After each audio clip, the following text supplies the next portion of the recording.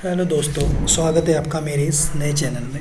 इस चैनल में मैं आपको वॉक थ्रू कराऊंगा कि एग्जैक्टली AWS क्लाउड में जो मैनेजमेंट कंसोल है वो कैसे वर्क करता है, कौन कौन सी सर्विसेज हैं, कहाँ कहाँ आप उनको देख सकते हैं और कैसे सर्विस को एक्सेस कर सकते हैं थ्रू AWS मैनेजमेंट कंसोल। तो सबसे पहले जब आप अपने ब्राउज़र खोलेंगे आप, और ब्राउज़र में AWS मैनेजमेंट कंसोल लिख देंगे। जैसे आप टाइप करेंगे तो इस पर आपके पास एक गूगल का लिंक आ जाएगा इस तरह से। अब आपने अगर ऑलरेडी अकाउंट बना रखा है इस पर, तो आपके पास यूज़र नेम और पासवर्ड होगा। अगर आप रूट यूज़र हैं तो आपको सिर्फ यूज़र नेम की और पासवर्ड की ज़रूरत पड़ेगी।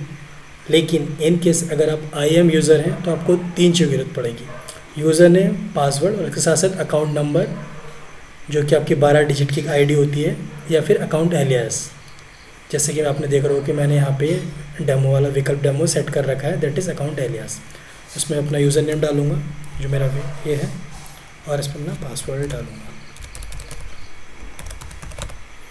तो पहले मैंने अपना डाला अकाउंट ID या फिर अकाउंट एलियास, उसके बाद मैंने यूज़र नेम डाला, अपना पासवर्ड डाला और इस साइन इन का बटन दबा दिया। जैसे ही मैं साइन इन कर जाऊँगा तो जो पहली स्क्रीन जो मेरे इस पर दिखेगी दैट इज़ दिस, और इसमें मेरा ये अकाउंट जो मैं एक्सेस कर रहा हूँ इसकी इन्फॉर्मेशन ये होगी। यहाँ पर ये रीज़न होगा कि मैं कौन से रीज़न में एक्सेस कर रहा हूँ, यहाँ ये जो सर्विस है, और ये सपोर्ट का एक ऑप्शन होगा। तो बेसिकली आफ्टर यूज़र नेम ये मुंबई सर्विस, यहाँ पर मैं मुंबई रीज़न मैंने ले रखा है। इस मुंबई रीज़न के साथ साथ आप कोई सा भी रीज़न सेलेक्ट कर सकते हैं। अब ये रीज़न सेलेक्ट करने का क्राइटेरिया है कि अगर आपको अपना इंफ्रास्ट्रक्चर रन करना है AWS पे, तो इनमें से कोई भी रीज़न आप चूज़ कर सकते हैं। जैसे इन केस मैं इंडिया से हूँ तो इंडिया में एक ही रीज़न है, दैट इज़ मुंबई, तो मैंने मुंबई क्लिक मार रखा है। इन केस आप अगर सिंगापुर के आसपास से हैं साउथ ईस्ट में, तो आप सिंगापुर क्लिक कर सकते हैं। इसी तरह से ओरेगन, कैलिफोर्निया, नॉर्थ वर्जीनिया, अलग अलग तरह की रीज़न है। तो इसका जो चूज़ करने का तरीका है, जिसके जो भी इंफ्रास्ट्रक्चर आप चूज़ कर रहे हैं और आपके यूज़र्स जहाँ पे सबसे ज़्यादा होस्ट करने वाले हैं, उसके नियरेस्ट आप कोई भी एक रीज़न चूज़ कर सकते हैं। तो इस तरह से मेरा मुंबई है तो मैंने मुंबई चूज़ कर रखा है। सपोर्ट में आप कर सकते हैं कोई भी, अगर इनकेस आपको कोई टिकट बनाना है, सपोज़ के आपके कोई सर्विस है EC2 या कोई भी एक सर्विस जो नहीं चल रही है, उसको आपको कुछ करना है, तो आप क्या कर सकते हो, यहाँ पे सपोर्ट सेंटर पे जाके टिकट बना सकते हो और AWS से पूछ सकते हो कि this service is not working like that, और वो आपको प्रॉपरली इन्फॉर्मेशन देंगे कि उसका रीज़न क्या है। और या फिर आप बोल सकते हो अगर कोई लिमिट इंक्रीज़ करने का है तो इस तरह की चीज़ें आप उन्हें बता सकते हो। इसके अलावा अगर आप मैनेजमेंट कंसोल पे जाओगे तो रिसेंटली विजिटेड सर्विस आपको ये पहला ऑप्शन दिखाएगा, क्योंकि मैंने इतनी सारी सर्विस रिसेंटली यूज़ करी है तो ये सारा दिखा रहा है। बट इनकेस अगर मैं इसको यहाँ पे कर देता हूँ इंस्टॉल अप, तो ये फाइनल जो सर्विस दिखाएंगे आपको, टोटल इतनी सर्विस दिखाएंगे। सो AWS करेंटली उसके पास 150 के आसपास सर्विसेज हैं जो ये टोटल आपको दिखा रही है, और हर सर्विस के पार्ट को उसने अलग अलग डिवाइड कर रखा है सर्विसेज में। जैसे कि कुछ पहला जो पार्ट है इसने कंप्यूट डिवाइड कर रखा है, तो कंप्यूट में इसने अलग अलग सर्विस दी है, like EC2, Lightsail, Lambda, Batch. तो इसके अंदर कंप्यूट के अंदर ये सारी सर्विसेज हैं। इसमें सिर्फ कंप्यूट का पार्ट है।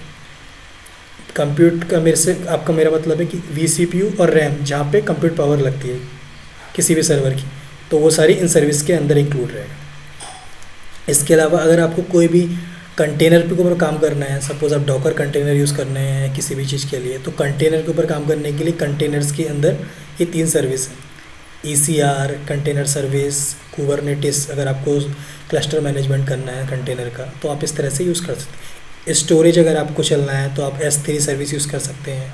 EFX सर्विस है, S3 ग्लेशियर है, जो कि सारी स्टोरेज की सर्विस है। तो इसी तरह से AWS ने अपने हर सर्विस को, जो उसकी मेन सर्विस है, उसकी जो हर पार्ट को अलग अलग सर्विस में डिवाइड कर रखा है। कंप्यूटर के अंदर इतनी सर्विस, कंटेनर के अंदर ये 3 सर्विसेज हैं, स्टोरेज के अंदर इतनी, डेटाबेस के अंदर इतने सारे ऑप्शंस हैं। अगर आप माइग्रेशन करना चाहते हैं ऑन प्रेमाइस से AWS पे, तो आपके पास इतने सारे ऑप्शंस हैं। नेटवर्किंग से रिलेटेड इतने सारे ऑप्शंस हैं। अगर आप CI/CD पाइपलाइन करना चाहते हैं तो उसके अंदर, या फिर कोई भी आप अपना डेवलपमेंट करना चाहते हैं Cloud9, या फिर कुछ मॉनिटरिंग करना चाहते हो एप्लीकेशन लेवल पे X-ray, तो इस तरह की सारी सर्विसेज हैं। तो कुल मिला के डिफरेंट पॉइंट दे रखे हैं, like satellite, quantum technologies, management governance, उसके अंदर ही सारी सर्विस है। आप मल्टीपल ऑप्शन यूज़ कर सकते हैं। मीडिया सर्विस के अंदर अगर कोई भी आपकी वीडियो से रिलेटेड सर्विसेज हैं, सपोज़ आप किसी के वीडियो स्ट्रीम के साथ काम करना चाहते हैं, OTT भी प्लेटफॉर्म डिज़ाइन करना चाहते हैं, तो आपको अलग अलग सर्विस की ज़रूरत पड़ेगी, जिसमें आपको वीडियो रिकॉर्ड करेंगे, पैकेज करेंगे, स्ट्रीमिंग करेंगे, वीडियो ऑन डिमांड, या उसके लिए आप मीडिया सर्विसेज हैं, ये बहुत सारे सर्विस का ऑप्शन है। अगर आप कोई भी मशीन लर्निंग के ऑप्शंस पे जाना चाहते हैं, मशीन लर्निंग की एप्लीकेशन बनाना चाहते हैं, तो आपके पास डिफरेंट सर्विसेज हैं। AWS SageMaker, CodeGuru, Comprehend, ये सारी सर्विसेज हैं, जिसमें sentiment analysis, voice to text, text to voice, many options हैं जो भी आप यूज़ करना चाहते हैं। NLP, अदर थिंग, इतनी सारी सर्विस है मशीन लर्निंग को यूज़ करने के लिए। अगर आप एनालिटिक्स का यूज़ करना चाहते हैं, कस्टमर, जैसे कि आजकल कस्टमर की जो रिक्वायरमेंट है वो एनालिटिक्स के लिए बहुत ज़्यादा है, क्योंकि हमारा जो डेटा है वो दिन ब दिन बढ़ता जा रहा है। तो लोगों का जो डेटा जितना ज़्यादा बढ़ेगा, उनको उससे एनालाइज करने में उतना ही ज़्यादा टाइम लगने वाला है, और उतना ही फीड वो निकाल सकते हैं जो कि उनके फ्यूचर के लिए काफ़ी रिलायबल और बेनिफिशियल हो सकता है। तो उसके लिए जो भी सर्विसेज हैं एनालिटिक्स के लिए, उसके रिगार्डिंग भी सारी सर्विसेज दी हैं। इसके अकॉर्डिंग IoT रिलेटेड सर्विसेज हैं। IoT रिलेटेड मतलब कोई भी जो भी आपके जो इंटरनेट पे मशीन्स हैं वो कनेक्टिविटी देती हैं, ठीक है। तो उसके रिगार्डिंग जितनी भी मशीन्स हैं वो सारी कनेक्टिविटी करती हैं AWS से। इस IoT के थ्रू आप ये सारी सर्विसेज देते हैं। एंड यूज़र कंप्यूटिंग है, जैसे सपोज आजकल आप देख रहे हैं कि कोविड चल रहा है, तो कोविड के लिए कई लोग अपना डेस्कटॉप यूज़ नहीं कर पा रहे हैं, तो उनको क्या है, एक वर्चुअल डेस्कटॉप चाहिए, जैसे वर्क स्पेसेस हो गया ऐप। तो इस तरह की जो सर्विसेज हैं वो सारी एंड यूज़र कंप्यूटिंग के अंदर है। ये मैंने आपको एग्जांपल दिया वर्क स्पेस का, इसके अलावा भी बहुत सारी सर्विस हैं जो अलग अलग पर्पज़ के लिए यूज़ होती है। बिजनेस इंटेलिजेंस टूल है, जब आपको वर्क में यूज़ करना हुआ, या आगे चल के Amazon कनेक्ट जो कस्टमर एंगेजमेंट की सर्विस है, सपोज आपको एक वर्चुअल कॉल सेंटर सेटअप करना है। पिन पॉइंट है, जैसे कि आपको कोई भी SMS भेजना है। ईमेल सर्विस, ये सारी कस्टमर एंगेजमेंट के ऑप्शन में। एप्लीकेशन इंटीग्रेशन, सपोज आपको कोई एप्लीकेशन डिज़ाइन करी है आपने और उसमें अलग अलग चीज़ों की रिक्वायरमेंट है, लाइक आप एक वर्क फ्लो बनाना चाहते हैं तो स्टेप फंक्शंस का यूज़ कर सकते हैं। अगर आपको ने कोई क्यूइंग सर्विस यूज़ करना है तो Apache MQ, नोटिफिकेशन के लिए SNS, इस तरह से कई सारी सर्विसेज हैं जिसको आप यूज़ कर सकते हैं। ऐसे मोबाइल ऐप के लिए, फ्रंट वेब के लिए अलग है, कॉस्ट मैनेजमेंट के लिए अलग ऑप्शन है।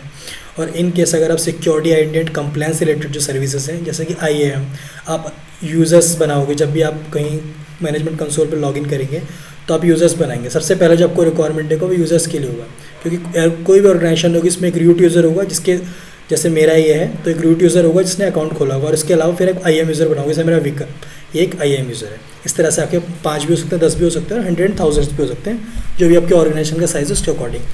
इसके अकॉर्डिंग इसी के साथ आपको और भी ऑप्शन मिलते हैं। इंस्पेक्टर मिलता है जो वनरेबिलिटी असेसमेंट के लिए होता है।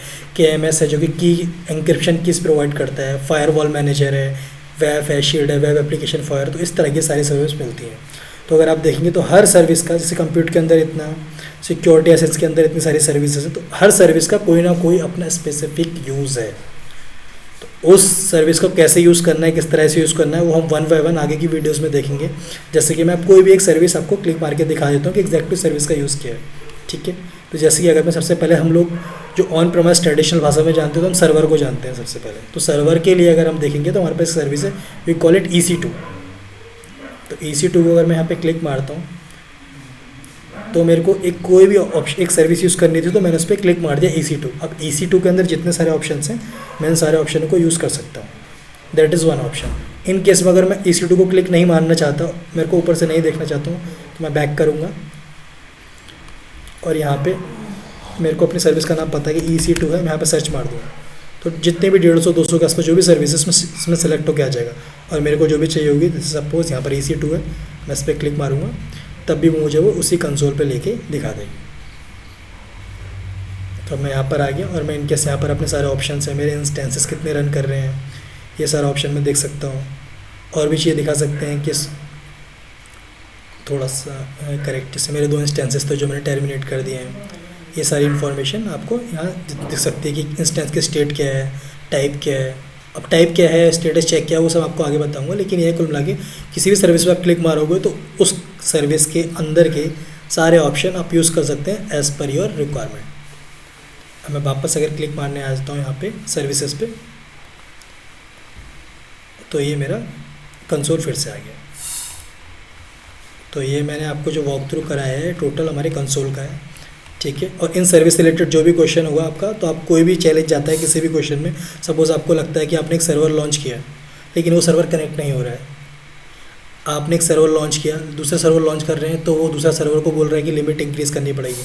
ऐसी कोई भी आपको एरर आती है जो कि आपको लगता है कि नहीं आनी चाहिए, फिजिबल नहीं है, या फिर हो सकता है कि आपने नया अकाउंट खोला इसके रीज़न से आ रही है, तो आप यहाँ सपोर्ट टिकट एक रेस कर सकते हैं सेंटर में, और आपको जो भी इसके रिगार्डिंग इन्फॉर्मेशन है वो AWS वाले प्रोवाइड कर देंगे। आपने कॉल किया था। ओके, तो AWS मैनेजमेंट कंसोल का जो मेरा आज का वॉक थ्रू वो कंप्लीट हुआ। इसके साथ ही मैं नेक्स्ट सर्विस के साथ आपको बताऊंगा कि इंडिविजुअली कोई भी सर्विस कैसे परफॉर्म करती है और उसका यूज़ केस क्या। Thank you, thanks for watching.